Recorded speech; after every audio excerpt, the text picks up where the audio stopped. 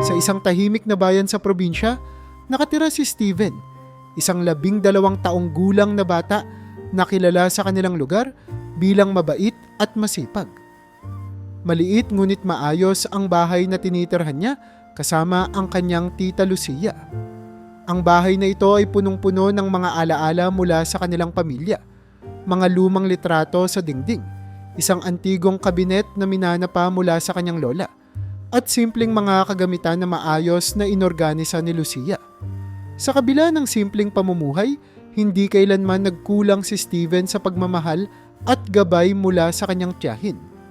Ang mga magulang ni Steven ay parehong nagtatrabaho sa Middle East bilang mga overseas Filipino worker. Ang kanyang ina ay isang domestic helper, habang ang kanyang ama naman ay isang construction worker. Bagaman hindi siya lumaki nakapiling ang kanyang mga magulang, regular naman silang nagpapadala ng pera at tumatawag tuwing linggo upang kamustahin si Steven. Halos palagi niyang naririnig sa kanyang ina ang mga salitang, "Mag-aral kang mabuti anak at huwag mong pahirapan si Tita Lucia. Ginagawa namin ito para sa iyo." Ang mga salitang ito ang nagbibigay kay Steven ng inspirasyon upang maging masunurin at masipag. Mula pagkabata, si Tita Lucia na ang nag-aalaga kay Steven. Si Lucia ay isang matatag na babae. May kakayahang gawing maaliwalas ang kahit anong sitwasyon. Tinuruan niya si Steven ng mga gawaing bahay tulad ng pagluluto, paglalaba, at pag-aalaga sa kanilang munting hardin sa likod ng bahay. "Steven, kapag natutunan mong maging responsable sa mga maliliit na bagay, magiging handa ka para sa mas malalaking hamon sa buhay." Madalas niyang paalala. Sa kabila ng mga tungkulin, masaya ang buhay ni Steven kasama si Lucia. Madalas silang magtulungan sa kusina tuwing hapon. Habang nagluluto si Lucia ng kanilang hapunan, si Steven naman ang nagsisilbing katulong niya, nagtatadtad ng mga gulay o nagbabayo ng bawang. Sa mga oras na iyon, nagkukwento si Lucia tungkol sa kanyang kabataan o kaya'y nagbibigay ng mga payo tungkol sa buhay. Naging parang ikalawang ina ni Steven si Lucia, hindi lamang bilang tagapag-ala kundi bilang gabay at kaibigan na rin.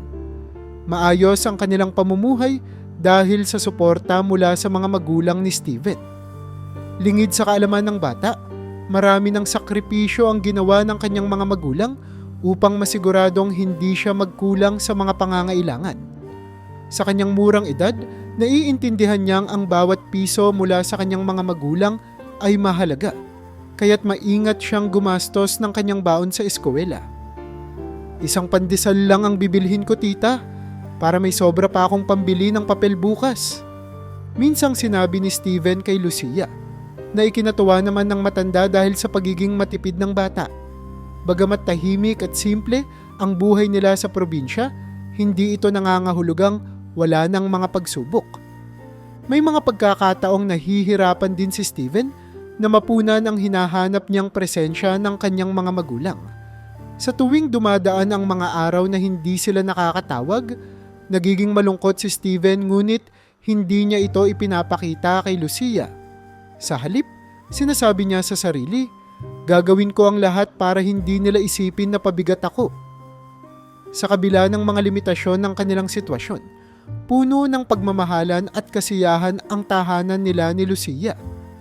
Isang gabi, habang nakaupo sila sa kanilang lumang sofa at nagkukwentuhan tungkol sa pangarap ni Steven na maging guro balang araw, sinabi ni Lucia, "Ikaw ang pinakamasipag na bata na nakilala ko, Steven. Walang duda sa akin na makakamit mo ang lahat ng pangarap mo." Nakangiti si Steven habang tinitingnan ang mga bituin sa kalangitan mula sa kanilang maliit na bintana. Sa murang edad niya, hindi niya alam na ang kasimplehan ng buhay na mayroon sila ay magbabago sa mga darating na taon. Ngunit sa gabing iyon, ramdam niya ang pagmamahal at suporta ng tanging taong nandyan para sa kanya, ang kanyang tita Lucia.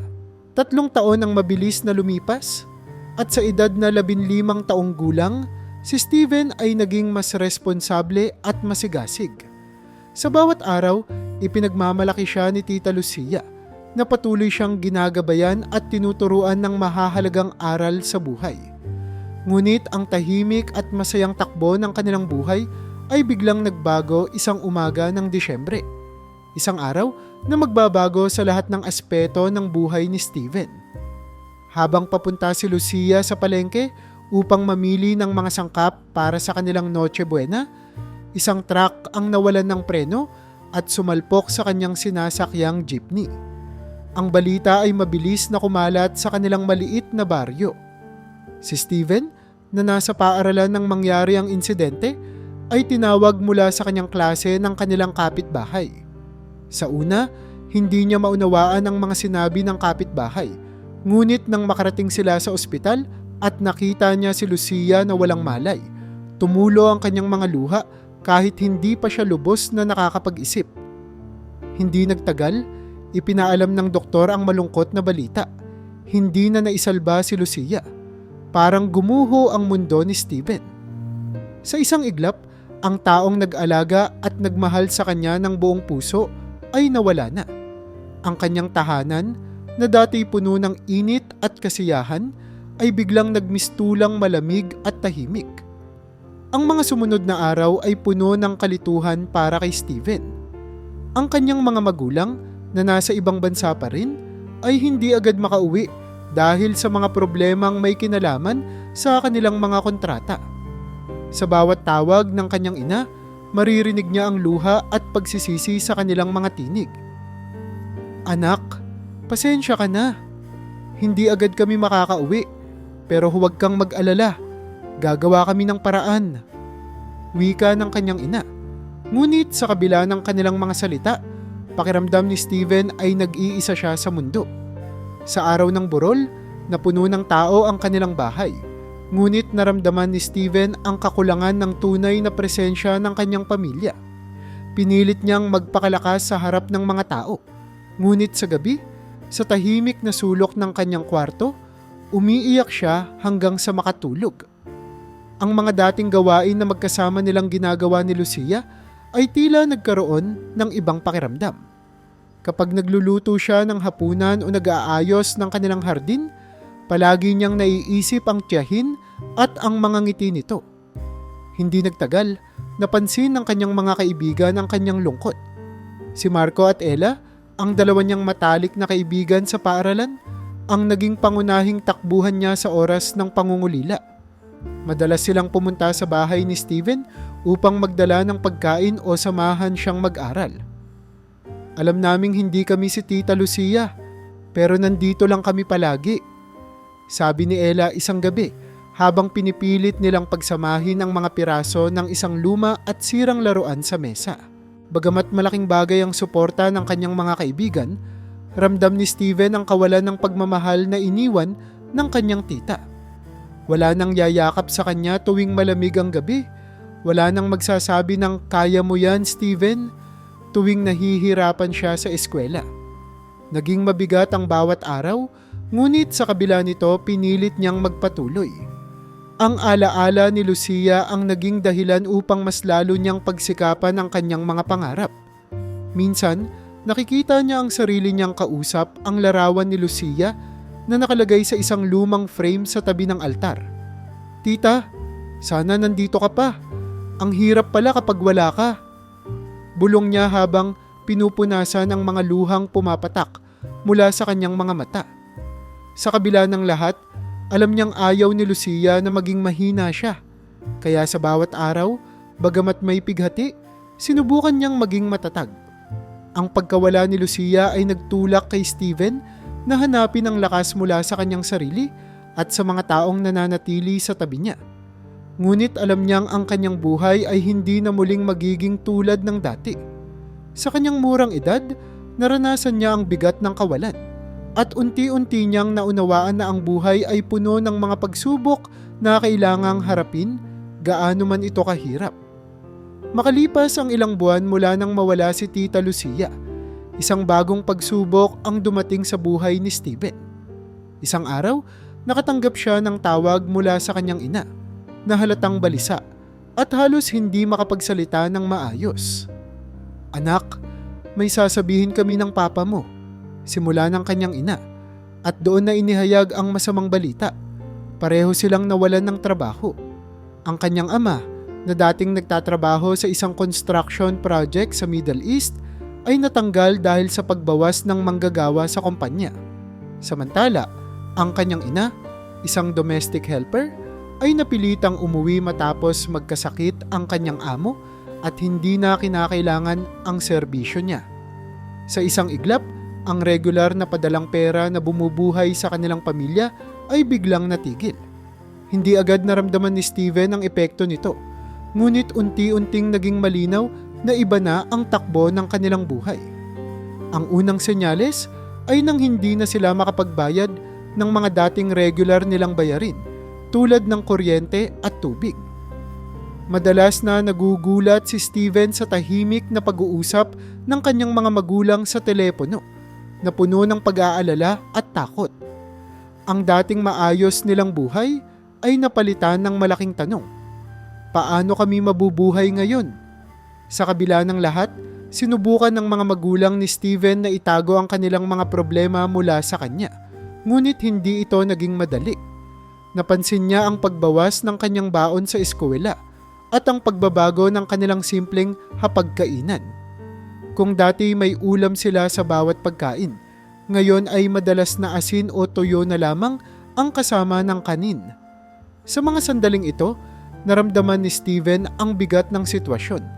Ngunit hindi niya ito hinayaang maging dahilan upang mawalan siya ng pag-asa.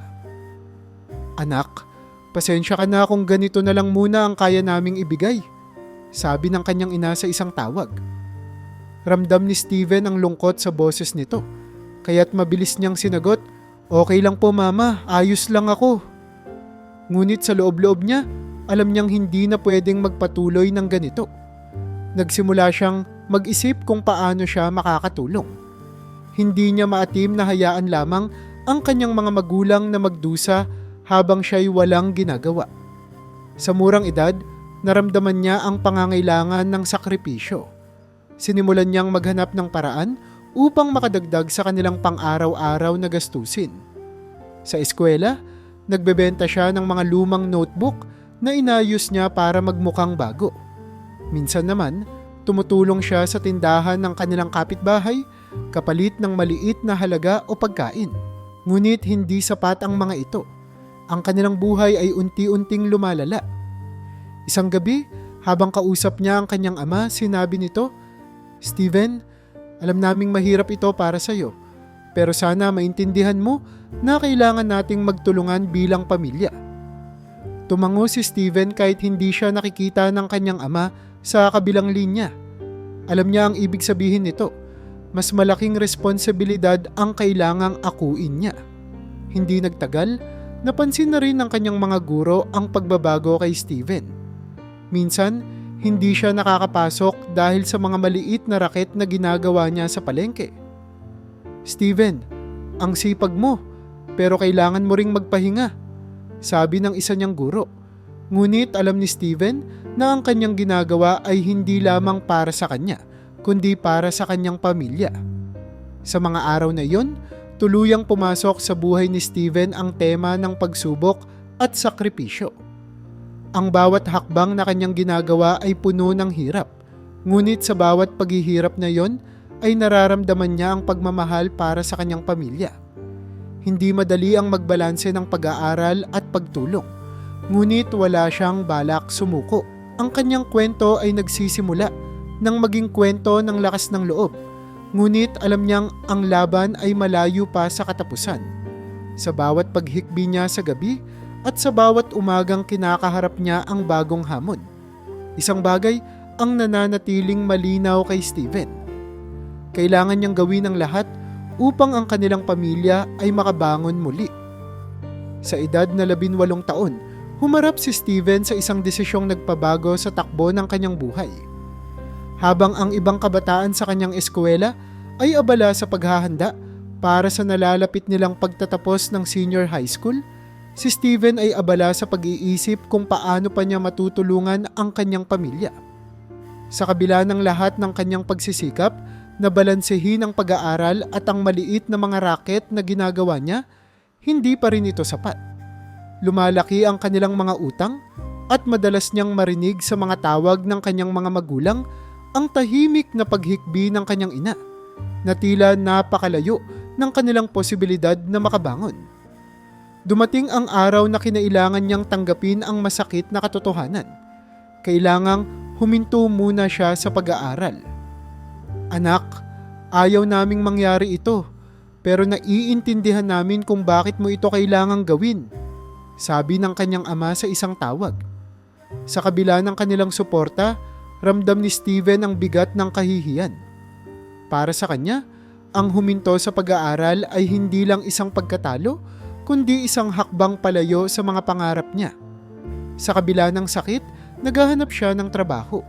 Matapos ang ilang linggo ng pag-a-apply, natanggap siya bilang waiter sa isang maliit na restaurant sa kanilang bayan. Hindi marangya ang lugar, ngunit palaging puno ito ng mga parokyanong naghahanap ng abot-kayang pagkain. Ang trabaho niya ay hindi madali. Kailangan niyang maglinis ng mesa, mag-serve ng pagkain, at makitungo sa iba't ibang ugali ng mga customer. Sa bawat pagod na gabi, nauuwi siya sa kanilang bahay na masakit ang katawan, ngunit may ngiti sa labi. Dahil alam niyang kahit paano ay may naiambag siya sa kanilang gastusin. Ngunit hindi nawala ang kahihiyan sa kanyang puso. Minsan, nakikita niya ang dating mga kakaklase na pumapasok pa rin sa eskwela. Suot ang kanilang mga uniforme, habang siya'y nakasuot ng apron, bitbit ang tray ng pagkain. Pakiramdam niya'y napag-iwanan siya ng panahon. Ngunit sa kabila nito, pinipilit niyang itanim sa isip ang dahilan ng kanyang sakripisyo para sa kanyang pamilya. Sa restaurant, nakilala niya ang iba't ibang uri ng tao. May mga masayahing customer na nagbibigay ng dagdag na tip. Ngunit meron din namang mga galit na tila ba ang lahat ng problema nila sa buhay ay sinisisi kay Steven. Sa bawat interaksyong iyon, natutunan niyang palawakin ang kanyang pasensya at unawain ang kalagayan ng iba. Isang araw, habang nagliligpit siya ng mga pinggan sa isang mesa, napansin niya ang isang mag-anak na tila hirap na hirap. May dalawa silang anak na salita ng pagkain mula sa iisang plato. Habang pinapanood niya ang eksenang iyon, naisip niyang kahit mahirap ang buhay nila, mayroon pa rin siyang kaunting pribilehiyo na may kakayahan siyang maghanap buhay. May mga pagkakataon ding may nakikilala siyang mga taong mas masahol pa ang sitwasyon kaysa sa kanya. Isang gabi, habang nagpapahinga siya sa gilid ng restaurant, kinausap siya ng isang basurerong kasing edad lamang niya. Ang lalaki, na may pangalang Nestor, ay nagkwento kung paano niya tinitiis ang mas mabigat na trabaho, hindi para sa sarili, kundi para sa kanyang nakababatang mga kapatid na nag-aaral pa. Sa pag-uusap nilang iyon, tila napagtanto ni Steven na hindi siya nag-iisa sa laban ng buhay. "Pare, kahit gaano kahirap, tuloy lang tayo para sa kanila," wika ni Nestor. Tumango si Steven at sa unang pagkakataon ay naisip niya na ang kanyang sakripisyo, bagamat masakit, ay may halaga. Hindi naging madali ang bawat araw ni Steven sa trabaho, ngunit sa bawat gabi ay nauuwi siya sa bahay na may dalang kaunting pagkain o pera na alam niyang makakatulong sa pamilya. Hindi niya inakala na ang simpleng pagiging waiter ay magtuturo sa kanya ng napakaraming aral tungkol sa buhay at sa tao. Bagamat malayo sa kanyang mga pangarap, natutunan niyang makita ang liwanag kahit sa gitna ng pinakamadilim na panahon. Sa kabila ng kanyang mga pinagdaanan, nanatili ang tiwala ni Steven sa sarili. Alam niyang ang buhay ay puno ng hamon, at habang nagiging mas mahirap ito, lalo niyang naipapakita ang lakas ng kanyang loob. Ngunit ang kanyang kwento ay malayo pa sa katapusan, dahil ang susunod niyang hakbang ay magdadala sa kanya sa isang tagpong hindi niya inaasahan. Ang pagkakakilala niya kay Nora, isang tao na magbabago sa direksyon ng kanyang buhay. Isa na namang karaniwang gabi ng trabaho para kay Steven sa maliit na restaurant na pinaglilingkuran niya. Pagod mula sa maghapong pag-aasikaso ng mga mesa, tila hindi na bago sa kanya ang makita ang iba't ibang uri ng tao na pumapasok at lumalabas sa kanilang pinto. Ngunit sa gabing iyon, isang kliyenteng kakaiba ang tumawag ng kanyang pansin. Sa isang sulok ng restaurant, isang matandang babae ang tahimik na nakaupo sa isang mesa malapit sa bintana. May edad na siya, halatang nasa humigit kumulang 70 taong gulang. Ngunit nananatili pa rin ang dignidad sa kanyang itsura. Maganda ang kanyang postura at ang kanyang mga damit ay may pahiwatig ng kayamanan, bagamat simple at hindi masyadong marangya. Ang kanyang buhok ay maayos na nakaayos at may hawak siyang isang baston na tila simbolo ng kanyang katandaan at karangyaan. Nagpunta si Steven sa mesa upang magtanong kung ano ang nais nitong i-order. "Magandang gabi po, ma'am. Ano pong maipaglilingkod ko sa inyo?" Malumanay niyang tanong. Nag-angat ng tingin ang matanda at ngumiti, isang ngiting magiliw at puno ng init. "Kape lang at isang slice ng cheesecake, Hijo?" Tugon niya, na may magaan at magalang na tono. Habang naghahanda si Steven ng order, hindi niya mapigilang mapansin na ang matanda ay tila iba sa karaniwang mga customer. Hindi ito nagmamadali, hindi rin ito mukhang abala. Sa halip, parang nagmamasid ito sa paligid, tila ninanamnam ang bawat sandali. Nang iserve niya ang order nito, nagpasalamat ang matanda, ngunit hindi siya pinaalis agad. "Anong pangalan mo, Hijo?" tanong nito. Sa simula ay nagulat si Steven sa pagiging direkta ng tanong, ngunit agad siyang sumagot, "Steven po." "Ah, Steven. Napansin ko kanina pa, napakasipag mong bata. Madalas bang puno ang lugar na ito?" Usisa ng matanda habang humihigop ng kape. "Opo, ma'am. Lalo na po tuwing gabi," sagot ni Steven, nagtataka sa biglaang interes ng customer. Sa halip na matapos ang usapan, nagpatuloy ang matanda sa pakikipag-usap. Ipinakilala niya ang kanyang sarili bilang si Nora. Sa kanilang maikling pag-uusap, ibinahagi niya na madalas siyang magpunta sa lugar na iyon dahil malapit ito sa bahay niya at gusto niyang makita ang kabataan sa paligid habang siya'y nagpapahinga. Sa kanilang pag-uusap, unti-unting nawala ang hiya ni Steven. Si Nora ay palakaibigan at ang kanyang tinig ay may halo ng karunungan mula sa mahabang panahon ng karanasan. Hindi nagtagal, naikwento rin ni Steven ang ilang bahagi ng kanyang buhay. Ang pagkamatay ng kanyang tita Lucia, ang pagkahinto niya sa pag-aaral, at ang kasalukuyang kalagayan ng kanyang pamilya. Sa bawat salaysay, nakikinig si Nora ng mabuti. Walang halong panghuhusga, kundi may pakiramdam ng tunay na malasakit. "Alam mo, Steven, bihira akong makakita ng batang kasing bait mo. Ang dami mong ginagawa para sa pamilya mo. Hindi lahat ng tao, kahit mga matatanda na, kayang magsakripisyo ng ganito," wika ni Nora. Nagulat si Steven sa papuri, ngunit sa kanyang kalooban ay may kakaibang init na naramdaman. Parang sa unang pagkakataon, mula nang mawalan siya ng tita Lucia, may taong tunay na nakakita sa kanyang pinagdadaanan. Mula sa gabing iyon, naging madalas ang pagpunta ni Nora sa restaurant. Palagi siyang naghahanap ng mesa na inaasikaso ni Steven at palaging nag-iiwan ng mga salita ng papuri at pangaral. Unti-unti, nagiging bahagi siya ng pang-araw-araw na buhay ng binata. Sa bawat pag-uusap nila, mas lumalalim ang kanilang koneksyon hanggang sa dumating ang araw na diretsahang sinabi ni Nora ang kanyang nararamdaman. "Steven, nakikita ko sa iyo ang kabutihan ng isang tao. Bihira ang ganitong karakter. Gusto kitang tulungan," sabi ni Nora habang tinitingnan siya ng diretso sa mata. "Hindi ito tungkol sa awa. Nakikita ko lang talaga na kaya mong maging higit pa sa iniisip mo ngayon." Hindi agad makapagsalita si Steven. Hindi siya sanay na may nagsasabi ng ganitong mga bagay tungkol sa kanya. Lalo na't matagal na niyang iniisip na siya'y isang simpleng tao lamang na walang ibang maibubuga kundi ang kanyang trabaho. Ngunit sa mga salitang binitiwan ni Nora, naramdaman niya ang sinseridad at paniniwala nito sa kanya. Bagamat hindi pa niya lubos na nauunawaan ang layunin ng matanda, alam niyang may isang bagay sa pagitan nila na higit pa sa karaniwang pagkakaibigan. Sa bawat papuri, payo at kwento ni Nora, Parang unti-unting bumabalik ang tiwala ni Steven sa kanyang sarili.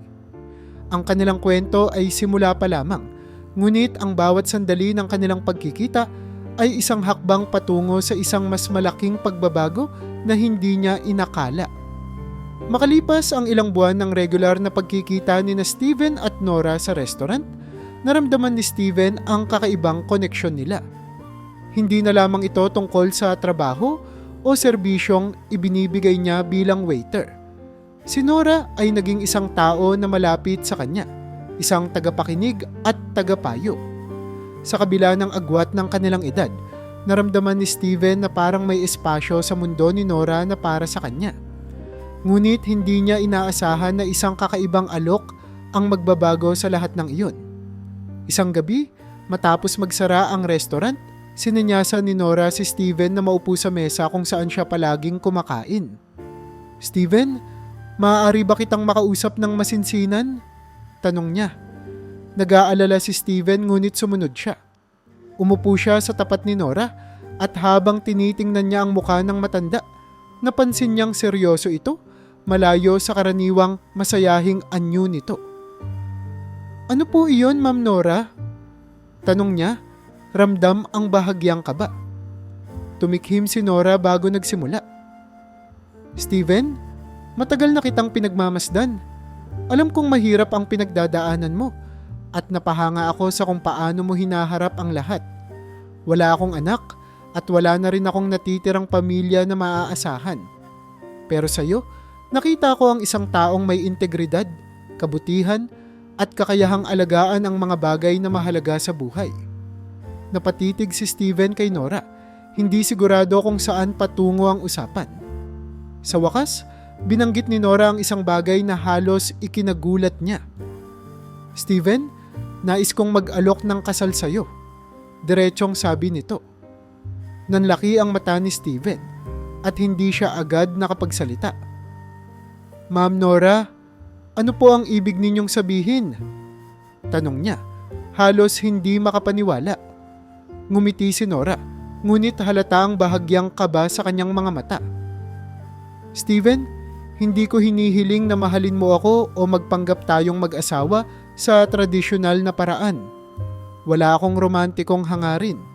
Ang kailangan ko lang ay isang mapagkakatiwalaang kasama sa huling bahagi ng buhay ko.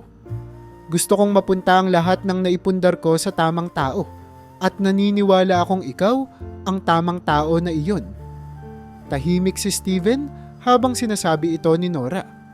Pakiramdam niya ay nagbalik-balik sa isip niya ang lahat ng mga sinabi ng matanda sa mga nakaraang buwan. Parang unti-unting nagkakaroon ng konteksto ang mga pag-uusap nila.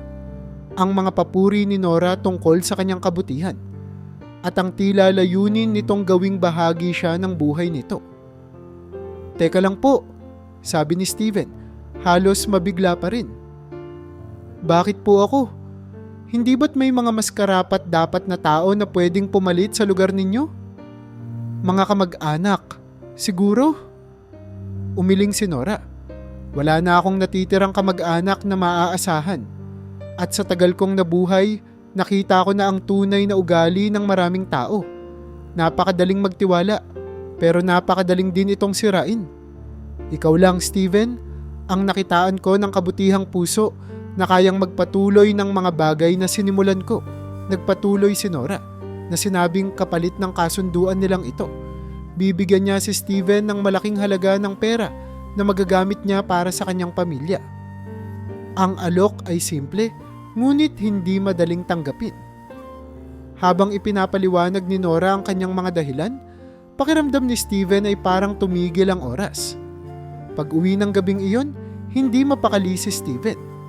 Tumitig siya sa kisame ng kanyang maliit na kwarto, iniisip ang bawat salita ni Nora. Alam niyang ang perang inaalok nito ay makakapagpabago sa kanilang sitwasyon. Maibabalik niya sa dati ang buhay ng kanyang pamilya, mababayaran ang mga utang at maibibigay ang pangarap na kinailangan niyang isakripisyo. Ngunit sa kabila nito, naramdaman din niya ang bigat ng responsibilidad na kaakibat ng alok na iyon. Sa mga susunod na araw, naging mas mahirap para kay Steven na magtrabaho. Ang bawat galaw ni Nora sa restaurant ay tila nagpapaalala sa kanya ng alok nito. Sa kabila ng pagkakaibigan nila, hindi niya maialis sa isip ang tanong, ito ba ang tamang gawin? Makalipas ang ilang linggo ng pag-iisip, dumating si Steven sa isang desisyon. Sa gabi ng kanilang pag-uusap, muli niyang kinausap si Nora. Ma'am Nora, matagal ko pong pinag-isipan ang alok ninyo. Hindi ko po alam kung karapat-dapat ako, pero tinatanggap ko po ito para sa pamilya ko at para sa pangarap nilang buhay na hindi nila kayang makamit ngayon, sabi niya. Ramdam ang bigat sa kanyang boses. Ngumiti si Nora, ngunit may bahagyang lungkot sa kanyang mga mata. Salamat, Steven. Alam kong mahirap ito para sa iyo, pero naniniwala akong kaya mo ito. Sa gabing iyon, nagsimula ang kakaibang kasunduan nila. Bagamat puno ng alinlangan ang puso ni Steven, alam niyang ang desisyong ito ay hindi lamang tungkol sa kanya. Ito ay tungkol sa pamilya niyang naghirap at sa taong nagtitiwala sa kanya. Sa kanyang isip, ito ang unang hakbang patungo sa isang mas maginhawang buhay, bagamat hindi niya alam ang mga hamon na susunod na darating. Ang balita tungkol sa desisyon ni Steven na magpakasal kay Nora ay mabilis na kumalat sa kanilang maliit na bayan. Ang mismong kasal ay isang simpleng seremonya lamang na ginanap sa opisina ng civil registrar, na dinaluhan ng ilang saksi at malalapit na kaibigan ni Nora. Ngunit ang pagiging tahimik ng kasal ay hindi naging hadlang para pag-usapan ito ng mga tao. Sa bawat sulok ng bayan, tila lahat ay may opinyon tungkol sa ginawa ni Steven. Ang una sa mga nag-react ay ang kanyang pamilya.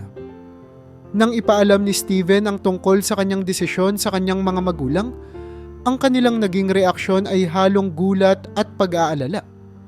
Sa tawag mula sa kanyang ina, naramdaman niya ang pagkabalisa nito. Anak, bakit mo ginawa ito? Hindi mo ba naiisip kung ano ang sasabihin ng ibang tao? Baka isipin nilang ibinenta mo ang sarili mo. Puno ng emosyon ang boses ng kanyang ina, habang ang kanyang ama naman ay tahimik lamang sa kabilang linya, tila hindi alam kung ano ang sasabihin.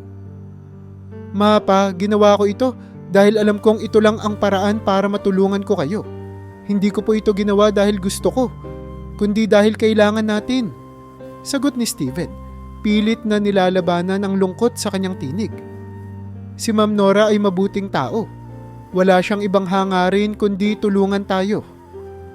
Ngunit kahit anong paliwanag ni Steven, ramdam niya ang lungkot at pagkadismaya ng kanyang mga magulang. Hindi man nila diretsong sinabi, alam niyang nahihirapan silang tanggapin ang sitwasyon. Sa kanilang paningin, ang desisyon ni Steven ay parang isang sukdulang sakripisyo na hindi nila gustong makita mula sa kanilang anak. Hindi rin naging magaan ang reaksyon mula sa kanyang mga kaibigan. Ang ilan ay diretsahang nanghusga sa kanya. Steven, seryoso ka ba? Para sa pera? Parang hindi ikaw yan, sabi ni Marco, isa sa kanyang matalik na kaibigan. Sa mga mata ni Marco, ang kasal ni Steven ay isang desperadong hakbang na hindi nito kailanman naisip na gagawin ng kanyang kaibigan. Hindi mo ba naisip kung ano ang magiging tingin sa'yo ng ibang tao? Akala ko ba mas mataas ang pangarap mo kaysa rito? Dagdag ni Ella na tila hindi rin makapaniwala sa kanyang narinig.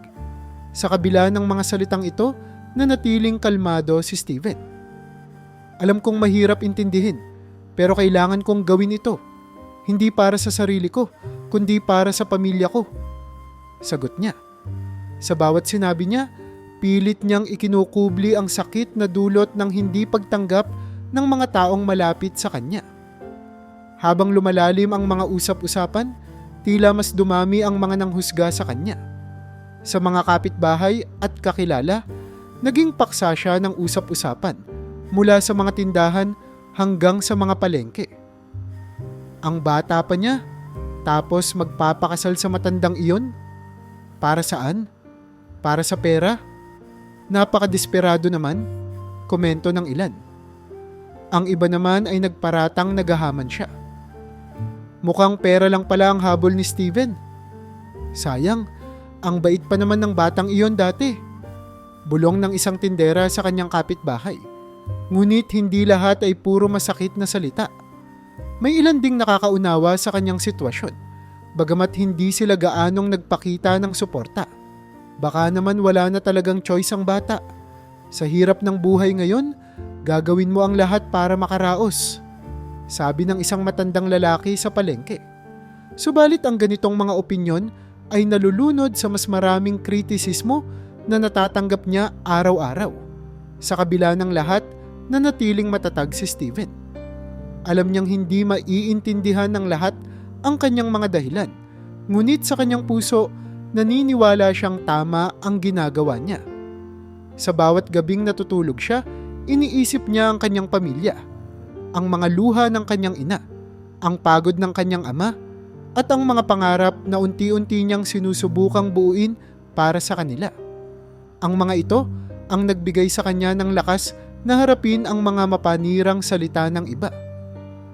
Hindi ko kailangang ipaliwanag ang sarili ko sa kanila, sabi ni Steven sa sarili habang nakatingin sa kanyang reflection sa salamin isang gabi. Ang mahalaga, ginagawa ko ito para sa mga taong mahal ko. Bagamat mahirap, natutunan niyang baliwalain ang mga panghuhusga. Sa bawat araw na lumilipas, mas pinili niyang ituon ang kanyang pansin sa layunin ng kasunduan nila ni Nora, ang magbigay ng pag-asa at bagong simula para sa kanyang pamilya. Alam niyang darating ang araw na mauunawaan din ng mga tao ang kanyang ginawa. Ngunit sa ngayon, ang mahalaga ay ipagpatuloy ang kanyang desisyon ng may paninindigan.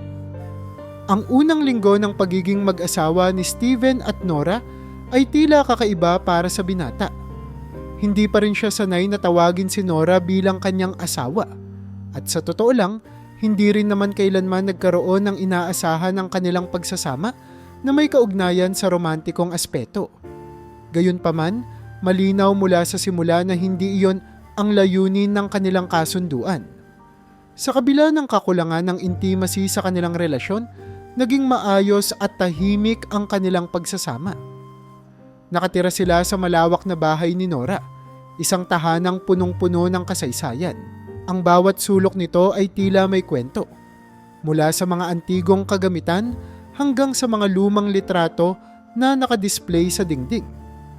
Sa unang gabi ni Steven doon, hindi niya maiwasang magtaka kung paano kaya nag-iisa si Nora sa ganito kalaking lugar sa loob ng maraming taon.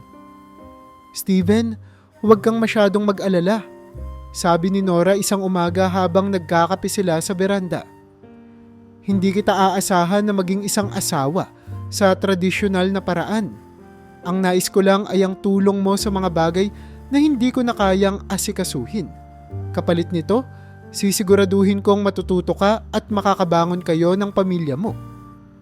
Sinimulan ni Nora ang pagtuturo kay Steven sa mga bagay na dati hindi kailanman sumagi sa isipan niya. Bawat linggo, magkasama silang nagre-review ng mga dokumento ng negosyo ni Nora.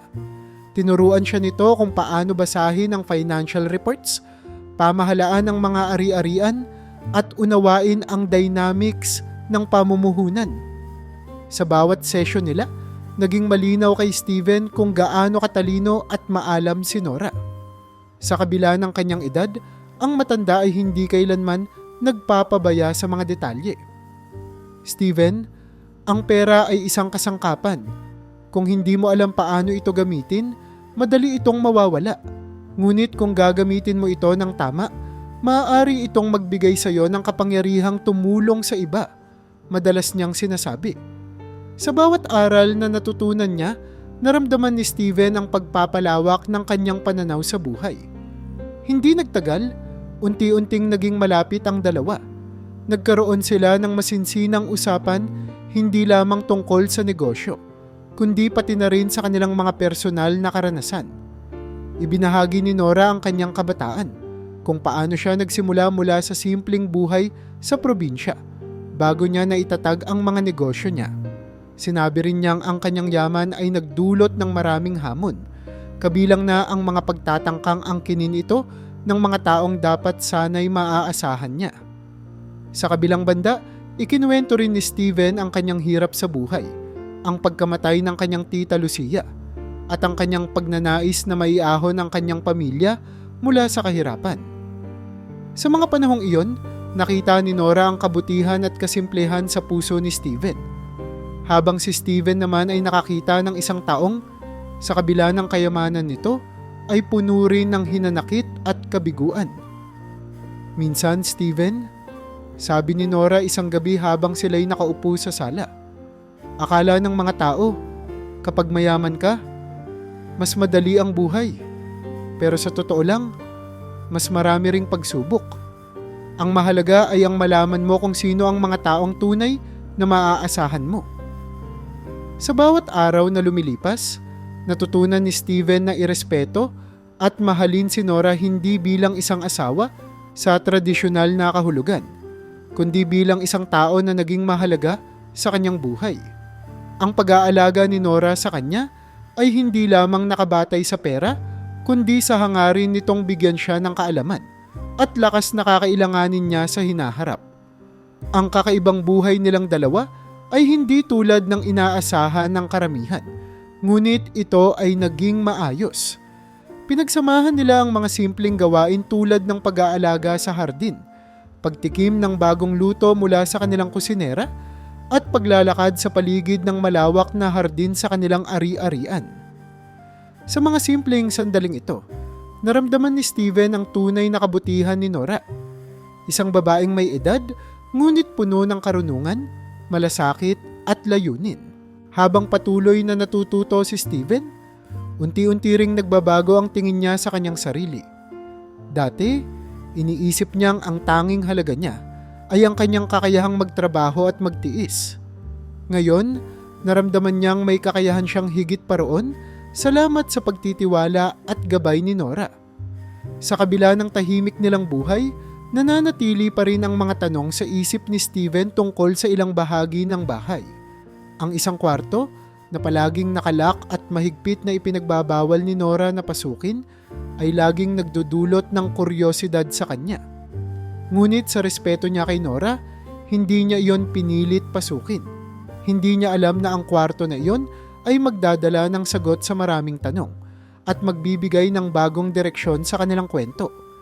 Matagal nang naninirahan si Steven sa malaking bahay ni Nora at sa kabila ng maayos nilang pagsasama, hindi niya maialis ang kuryosidad tungkol sa isang partikular na bahagi ng bahay. Isang silid sa ikalawang palapag na laging nakasara. Sa unang linggo pa lamang ng kanyang paninirahan, binanggit na ito ni Nora sa kanya. Steven, huwag na huwag mong papasukin ang silid na iyon. Mahigpit na bilin nito. Sa loob ng maraming buwan, hindi ito naging malaking issue para kay Steven. Sanay siya sa pagsunod sa utos ni Nora at sa kabila ng kanyang natural na kuryosidad, nirerespeto niya ang kagustuhan ng matanda. Ngunit habang tumatagal, lalo niyang napapansin ang kakaibang presensya ng silid. Sa tuwing dumadaan siya sa harap nito, tila may bumubulong sa kanyang kalooban na alamin ang laman nito. Isang gabi, nagkaroon ng pagkakataon si Steven na mapag-isa sa bahay. Si Nora ay naimbitahan sa isang maliit na pagtitipon sa labas ng kanilang ari-arian at sinabi nitong maaaring hindi siya makakauwi hanggang madaling araw. Habang naglalakad si Steven sa ikalawang palapag, muling tumambad sa kanya ang misteryosong pinto. Sa gabing iyon, hindi niya napigilang huminto at titigan ito ng mas matagal kaysa dati. Bakit kaya mahigpit ang bilin ni Ma'am Nora tungkol dito? Tanong niya sa sarili. Ang kuryosidad na matagal niyang kinikimkim ay unti-unting bumalot sa kanyang isipan. Ilang beses niyang pinilit na bumaba na lamang at huwag magpaapekto, ngunit sa huli, hindi niya napigilan ang sarili. Lumapit siya sa pinto at marahang hinawakan ang doorknob. Nagulat siya nang malamang hindi ito nakalak. Dahan-dahan niyang pinihit ang doorknob at binuksan ang pinto. Sa pagbukas ng silid, bumungad sa kanya ang isang lugar na tila matagal nang hindi pinapasok. Madilim ang silid, ngunit nang i-on niya ang ilaw, nakita niya ang loob nito. Sa unang tingin, parang ordinaryong imbakan lamang ito ng mga lumang gamit. May mga kahon na nakasalansan, mga lumang laruan, at ilang litrato na nakalagay sa mga frame. Ngunit habang iniisa-isa niya ang mga gamit, napansin niya ang isang maliit na kabinet na tila kakaiba sa lahat ng nandoon. Binuksan niya ang kabinet at natagpuan ang ilang makakapal na folder. Nang buksan niya ang isa, tumambad sa kanya ang mga dokumento ng mga bata, mga birth certificate, adoption papers, at ilang larawan ng mga batang nasa iba't ibang edad. Natigilan siya. "Mga bata!" Bulong niya sa sarili habang isa-isang binubuksan ang iba pang folder. Ang bawat isa ay naglalaman ng detalye tungkol sa mga batang inampon ni Nora. May mga litrato ng masayang muka ng mga bata, pati na rin ang mga sulat na tila isinulat nila para kay Nora. Habang patuloy siyang nagbabasa, hindi niya maiwasang magtaka. Bakit hindi niya kailanman binanggit ang mga ito sa akin? Bakit parang lihim ang lahat ng ito? Dumami ang tanong sa kanyang isipan habang mas marami pa siyang natutuklasan. Sa kabila ng kanyang nararamdamang respeto at pasasalamat kay Nora, hindi niya maiwasang makaramdam ng pag-aalinlangan. Sa gitna ng kanyang pag-iinspeksyon, narinig niyang bumukas ang pintuan sa ibaba. Bumalik na si Nora, mas maaga kaysa sa inaasahan. Biglang nanlamig si Steven at dali-daling isinara ang kabinet, ngunit hindi na niya nagawang isara ang pinto ng silid. Ilang saglit lamang, narinig niya ang mabagal na yapak ni Nora paakyat sa hagdan. "Steven?" Tawag ni Nora mula sa pasilyo. Agad siyang lumabas ng silid, ngunit nahuli siya ni Nora na nakatayo sa harap ng pintuan nito. Kita sa mukha ng matanda ang magkahalong gulat at lungkot. "Steven, sinabi ko sa iyo na huwag mong bubuksan ang silid na ito." Mahina ngunit mariing sabi nito. "Pasensya na po, Ma'am Nora. Hindi ko po sinasadya." Sagot ni Steven. Ang kanyang boses ay halatang nag-aalangan. "Hindi ko lang po napigilan ang sarili ko. Nakita ko po ang mga dokumento. Mga bata po ba iyon na inampon ninyo?" Tumitig si Nora kay Steven at makikita sa kanyang mga mata ang bigat ng mga alaala. Ngunit imbes na magalit, tumango siya. "Oo, Steven. Mga batang inampon ko noon." Sagot niya, na tila nagsisimula ng magpaliwanag. Hindi man maalis ang kaba sa puso ni Steven, naramdaman niyang darating ang sagot sa lahat ng kanyang tanong. Ngunit kasabay nito, alam niyang ang nadiskubre niya ay bahagi ng mas malalim na kwento na hindi pa niya lubos na nauunawaan. Tahimik ang buong bahay habang magkatapat na nakatayo sina Steven at Nora sa pasilyo. Ang bigat ng nadiskubre ni Steven ay parang nagdagdag ng presyon sa hangin na kanilang nilalanghap. Sa kabila ng kaba, nagpasya si Steven na manatili at pakinggan si Nora. Umaasa na mabibigyan siya ng paliwanag tungkol sa mga dokumentong natagpuan niya sa silid. "Steven, halika. Maupo tayo." Mahinang sabi ni Nora habang tinuturo ang malapit na sofa sa kanilang sala. Ang kanyang boses ay kalmado, ngunit may halong pagod. Parang handa na siyang ilahad ang matagal ng tinatagong kwento. Pagkaupo nila, tumingin si Nora kay Steven ng diretso sa mata, na tila sinusukat ang kanyang kakayahang maunawaan ang lahat ng sasabihin. "Hindi ko ito madalas ikinukwento, Steven, dahil mahirap balikan ang mga alaala ng nakaraan. Ngunit sa ngayon, pakiramdam ko'y panahon na upang malaman mo ang totoo." Tahimik na nakinig si Steven habang nagsimulang magkwento si Nora. Ipinaliwanag nito na noong mas bata pa siya, ginugol niya ang malaking bahagi ng kanyang kayamanan sa pagtulong sa mga batang lansangan. Ginamit niya ang kanyang impluwensya at yaman upang bigyan sila ng mas magandang buhay. Inampon niya ang ilan sa kanila. Iniisip na sa ganitong paraan, maibabalik niya ang normalidad na kanilang nawala sa kahirapan at kawalan ng pamilya. "Pinangarap kong maging ina sa mga batang iyon," sabi ni Nora, ang kanyang boses ay puno ng lungkot.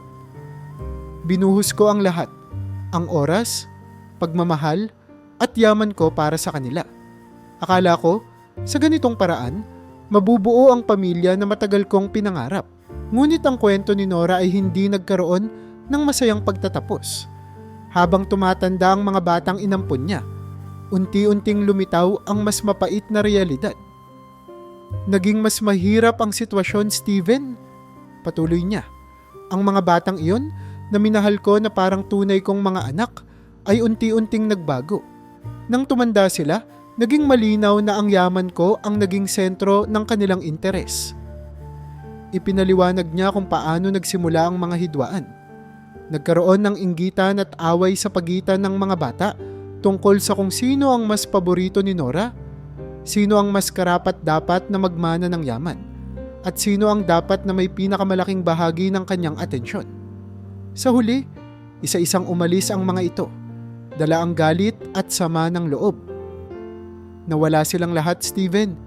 Lahat ng itinuring kong pamilya, iniwan ako dahil sa pera. Sabi ni Nora habang napapabuntong hininga. Kita sa kanyang muka ang bigat ng alaala. Ang pinakamasakit sa lahat, sinisi nila ako dahil daw hindi ko sila nabigyan ng patas na pagtrato. Sa huli, ako ang nagkulang. Sa paningin nila. Tahimik si Steven, hindi makapagsalita. Ramdam niya ang bigat ng kwento ni Nora at unti-unti niyang nauunawaan kung bakit ito nagdesisyong magpakasal sa kanya. Steven? Biglang sabi ni Nora, pinuputol ang kanyang pag-iisip. Kaya kita pinakasalan ay hindi dahil gusto kong magkaroon ng tradisyonal na asawa. Pinili kita dahil nakita ko ang kabutihan sa puso mo. Alam kong hindi mo hahayaan na ang mga pinagpaguran ko ay mapunta lamang sa wala. Napatitig si Steven sa matanda. Sinusubukang maunawaan ang lalim ng mga salita nito. Ma'am Nora, anong gusto niyo pong mangyari? Tanong niya, halos pabulong habang iniisip ang responsibilidad na maaaring nakaatang na sa kanya. Pinakiusapan siya ni Nora na tuparin ang isang huling kahilingan. Steven, ayokong ang yaman ko ay mapunta sa mga taong walang malasakit. Ang nais ko ay gamitin mo ito upang tulungan ang mga batang lansangan, katulad ng mga tinulungan ko noon. Pero sana'y magawa mo ito ng mas maayos kaysa sa akin. Alam kong kaya mo, dahil iba ka, Steven. Hindi ikaw ang tipo ng taong mauubusan ng malasakit kahit gaano kahirap ang buhay. Tila bumagal ang oras para kay Steven. Ang alok ni Nora ay higit pa sa pagiging simpleng kahilingan. Ito ay isang misyon na maaaring magpabago hindi lamang ng kanyang buhay, kundi pati na rin ng buhay ng maraming tao. Napansin niyang nanginginig ang kanyang kamay, ngunit naramdaman din niya ang isang kakaibang lakas sa kanyang kalooban. Steven, muling sabi ni Nora, hindi ko alam kung gaano pa ako magtatagal. Ngunit habang nandito pa ako, gusto kong simulan mo na ang pag-aaral kung paano pangalagaan ang lahat ng ito. Kapag nawala ako, ikaw ang magdadala ng lahat ng ito. Pakiusap, huwag mong hayaang maulit ang mga pagkakamali ko noon. Sa huling mga salitang iyon, nakita ni Steven ang determinasyon sa mata ni Nora. Sa kabila ng sakit ng nakaraan nito, nanatili ang kanyang layunin na gamitin ang kanyang yaman para sa kabutihan. Habang nakatitig siya kay Nora, unti-unti niyang naramdaman ang bigat at halaga ng tiwalang ibinibigay nito sa kanya. Alam niyang malaki ang hinihingi ng kahilingang ito, ngunit alam din niyang hindi niya maaaring talikuran ang pagkakataong ito na tumulong at magbigay ng mas mabuting buhay sa iba. Ang buong bahay ay tahimik ng gabing iyon, ngunit sa puso ni Steven ay may nagaganap na malaking digmaan. Ang kwento ni Nora ay parang alon ng emosyon na paulit-ulit na bumabalik. Iniisip niya ang hirap na pinagdaanan nito sa kabila ng kayamanan at tagumpay. Ang hinihingi nitong kahilingan ay napakalaki. Isang responsibilidad na hindi niya kailanman inakala na hahawakan niya sa kanyang murang edad. Habang nakaupo si Nora sa sofa, tila pagod ngunit mapayapa, tumayo si Steven sa harap nito. Sa sandaling iyon, nawala ang lahat ng alinlangan sa kanyang isip. Napagtanto niyang hindi ito tungkol sa kanya, kundi tungkol sa isang mas malaking layunin, ang pagbibigay ng pag-asa sa mga batang nawalan ng pagkakataon, tulad ng ginawa ni Nora noon. Ma'am Nora, sabi niya, na ngayon ay puno ng kumpiyansa ang boses. Ipinapangako ko po sa inyo. Gagawin ko ang lahat para maayos ang mga naiwan ninyong plano. Hindi ko man alam kung kaya ko itong gawin ng perpekto, pero sisiguraduhin ko pong hindi masasayang ang inyong mga pinagpaguran. Napatingin si Nora kay Steven at sa unang pagkakataon, tila lumiwanag ang kanyang mukha. Ang kanyang ngiti ay puno ng pasasalamat at may ningning sa kanyang mga mata na matagal nang nawala. "Salamat, Steven," mahina niyang sabi. "Alam kong hindi kita nagkamali ng pinili. Alam kong magagawa mo ito at higit pa." Sa mga sumunod na araw, sinimulan ni Nora ang masinsinang pagtuturo kay Steven tungkol sa mga detalye ng kanyang plano. Pinakita niya ang mga ari-arian, mga dokumento ng negosyo at ang listahan ng mga batang nais niyang tulungan. "Steven, ang lahat ng ito ay nakaayon sa isang layunin. Hindi ito tungkol sa pagpapayaman, kundi tungkol sa pagbibigay ng panibagong simula sa mga batang walang ibang maaasahan," paliwanag ni Nora. Habang tumatagal, unti-unting nakita ni Steven ang buong larawan ng misyon. Hindi lamang ito tungkol sa pera o yaman. Ito ay tungkol sa pagbibigay ng pagkakataon para sa mas magandang kinabukasan. Sa bawat detalyeng ibinabahagi ni Nora, naramdaman ni Steven ang lalim ng dedikasyon ng matanda. Naging malinaw din sa kanya na ito na ang magiging layunin ng kanyang sariling buhay. Habang natututo siya mula kay Nora, napansin din ni Steven ang pagbabago sa kanyang sarili. Ang galit at tampo na matagal niyang naramdaman para sa mga taong nanghusga sa kanya ay unti-unting nawala. Sa halip, napalitan ito ng mas malalim na pangunawa. Naisip niya na hindi lahat ay kayang maintindihan ang mga desisyong ginagawa ng isang tao, lalo na kung hindi nila alam ang buong kwento. Isang araw, habang nag-aayos sila ni Nora ng mga papeles, tumigil siya sandali at tumingin sa labas ng bintana. Ang kanyang isipan ay bumalik sa mga taong nang insulto at nagmataas sa kanya. Sa kanyang puso, naramdaman niya ang tahimik na kapatawaran. Hindi na mahalaga ang kanilang mga sinasabi. Mas mahalaga na alam niyang ginagawa niya ang tama. Hindi lamang para sa sarili niya kundi para rin sa mga taong nangangailangan ng tulong. "Steven, okay ka lang?" tanong ni Nora. Napansin ang malalim niyang iniisip. Tumango si Steven at ngumiti. "Opo. Ma'am Nora, ngayon ko lang po naisip, hindi pala mahalaga ang iniisip ng ibang tao. Ang mahalaga ay alam natin kung bakit natin ginagawa ang mga bagay." Ngumiti si Nora, tila natutuwa sa naging pag-unlad ni Steven. "Tama ka, Steven. Sa huli, ang mahalaga ay alam mong ginawa mo ang tama. At kapag nangyari iyon, magiging mas madali ang dalhin ang bigat ng anumang hamon." Sa mga sumunod na linggo, ramdam ni Steven na nagkakaroon ng mas maayos at malinaw na direksyon ang kanilang mga plano. Ang tahanang dati puno ng lungkot at alaala ng nakaraan ay unti-unting napuno ng layunin at pag-asa. Sa bawat araw na lumilipas, nagiging mas determinado si Steven na tuparin ang kanyang pangako kay Nora. Ang lahat ng ito ay nagbigay ng kaligayahan kay Nora. Bagamat mahina na ang kanyang katawan, ang kanyang espiritu ay tila lumalakas sa bawat hakbang na ginagawa ni Steven patungo sa katuparan ng kanilang layunin. Sa bawat oras na magkasama sila, makikita sa mata ni Nora ang kapanatagan. Isang pakiramdam na hindi niya naramdaman sa matagal na panahon. Sa kabila ng kanyang edad, tila nagkaroon si Nora ng bagong sigla. Ang presensya ni Steven, ang kanyang kabataan at dedikasyon, ay nagbigay kay Nora ng dahilan upang muling umasa sa hinaharap. Dumating ang araw na matagal nang inaasahan ngunit hindi pa rin lubos na napaghahandaan ni Steven. Makalipas ang ilang buwan mula nang mag-usap sila ni Nora tungkol sa kanyang huling kahilingan, naging mas mahina ang matanda. Madalas na nitong ipahinga ang katawan sa loob ng bahay at bihira na itong lumabas sa hardin na dati paborito nitong tambayan. Sa kabila ng unti-unting paghina ni Nora, nanatili ang kanyang tapang at sigla sa kalooban. Pinilit niyang manatiling masaya at positibo sa tuwing magkausap sila ni Steven, kahit paramdam na ng binata ang paparating na pamamaalam. Steven, alam kong malayo pa ang mararating mo. Kapag wala na ako, siguraduhin mong ipagpapatuloy mo ang mga nasimulan natin. Sabi ni Nora isang hapon habang magkasama silang nagkakape.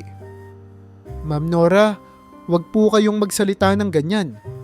Sagot ni Steven, pilit na nilalabanan ang bumibigat na pakiramdam sa kanyang dibdib.